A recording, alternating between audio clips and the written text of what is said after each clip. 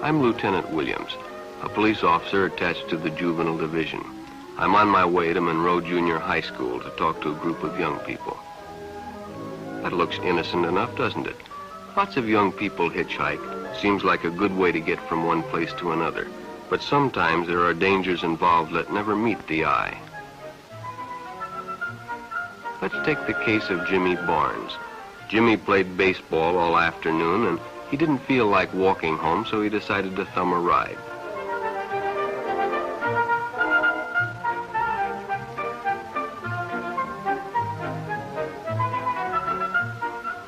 He'd done it 100 times before, and he didn't think anything was unusual when the driver struck up a friendly conversation.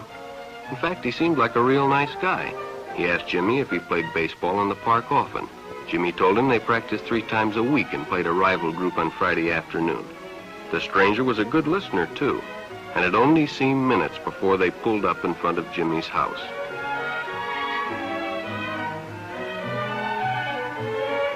When Jimmy got out, the stranger gave him a friendly pat. Then he told him he'd see him again, as he always drove by the park on his way home.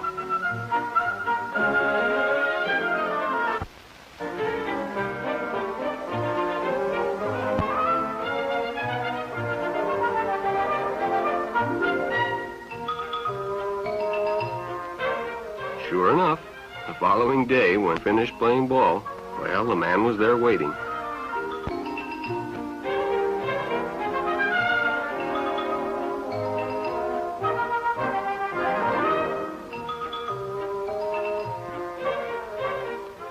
They stopped at a drive-in, and the stranger treated him to a Coke. During their conversation, he told several off-color jokes, but Jimmy had heard others before, and well, it made him feel big to so easily win the confidence of an older person.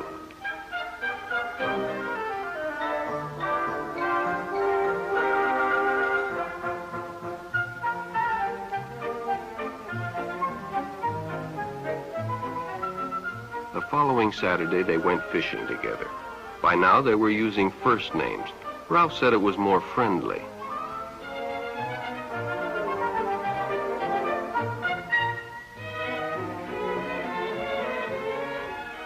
Jimmy hadn't enjoyed himself so much in a long time. Then during lunch, Ralph showed him some pornographic pictures. Jimmy knew he shouldn't be interested, but, well, he was curious. What Jimmy didn't know was that Ralph was sick, a sickness that was not visible like smallpox, but no less dangerous and contagious, a sickness of the mind. You see, Ralph was a homosexual, a person who demands an intimate relationship with members of their own sex. But by now, Jimmy felt a fondness for Ralph, and they continued to go places together. Ralph was generous and took Jimmy many interesting places and did many nice things for him. He bought presents and even gave him money, but payments were expected in return. You see, Jimmy hadn't recognized Ralph's approach soon enough. When Ralph first asked Jimmy to go fishing alone, he should have discussed it with his parents or teacher. Finally, Jimmy told his parents, and they reported it to the juvenile authorities. Ralph was arrested, and Jimmy was released on probation in the custody of his parents. But all homosexuals are not passive. Some resort to violence, as in the case of Mike Merrick.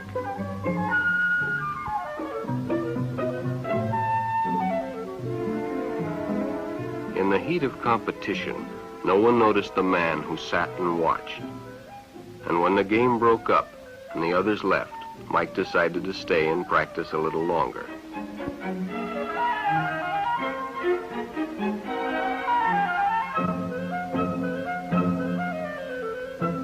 the stranger joined him.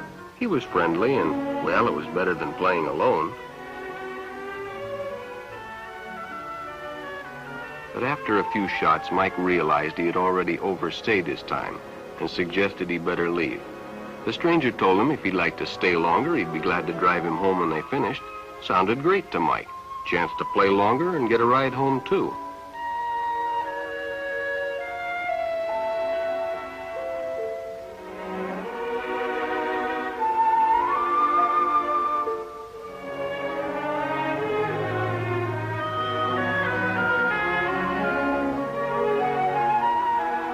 When they finished, the stranger told him he'd make a fine player someday if he got lots of practice. The companionship, the praise, the friendly attitude dispelled any misgivings Mike might have had about going with a stranger. He probably never realized until too late that he was riding in the shadow of death. But sometime that evening, Mike Merrick traded his life for a newspaper headline.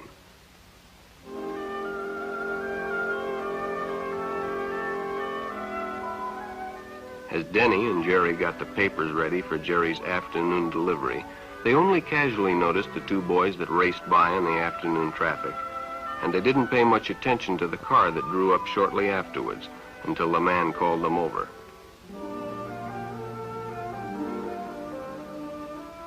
Had two boys been by on bicycles? The boys nodded they had. Could they recognize them if they saw them again? Well, Denny guessed he could. Then hop in, the man said. Those are stolen bikes. Without giving it another thought, Denny got in and the car sped away. Jerry watched. He'd been told many times, if a friend got in a car with a stranger, to write down the license number.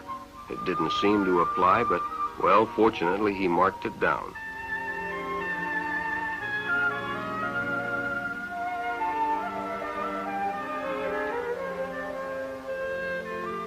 When he delivered a paper to Denny's house, he asked his mother if they'd caught the boys that had stolen the bicycles. Denny hadn't returned, so he told her the story and gave her the paper with the license number.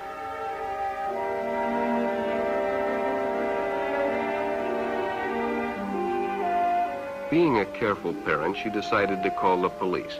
Jerry supplied the necessary information, and the stranger's car was quickly spotted. It was a good example of how important it is to always get the license number and description of any stranger who takes a young person off alone, no matter what they tell you.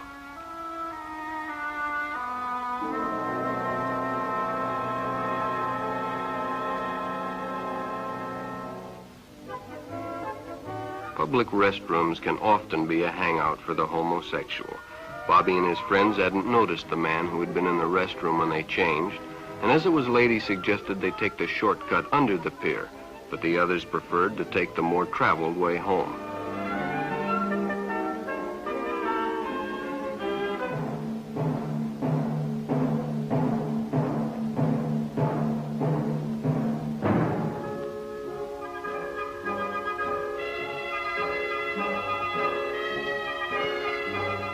When Bobby recognized the stranger as the man in the restroom, the shortcut under the pier didn't seem like a good idea at all.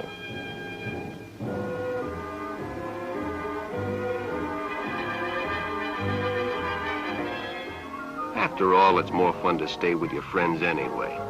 Bobby had made a wise decision. It may have saved his life. The decision is always yours, and your whole future may depend on making the right one. So no matter where you meet a stranger, be careful if they are too friendly, if they try to win your confidence too quickly, and if they become overly personal. One never knows when the homosexual is about. He may appear normal, and it may be too late when you discover he is mentally ill. So keep with your group, and don't go off alone with strangers unless you have the permission of your parent or teacher.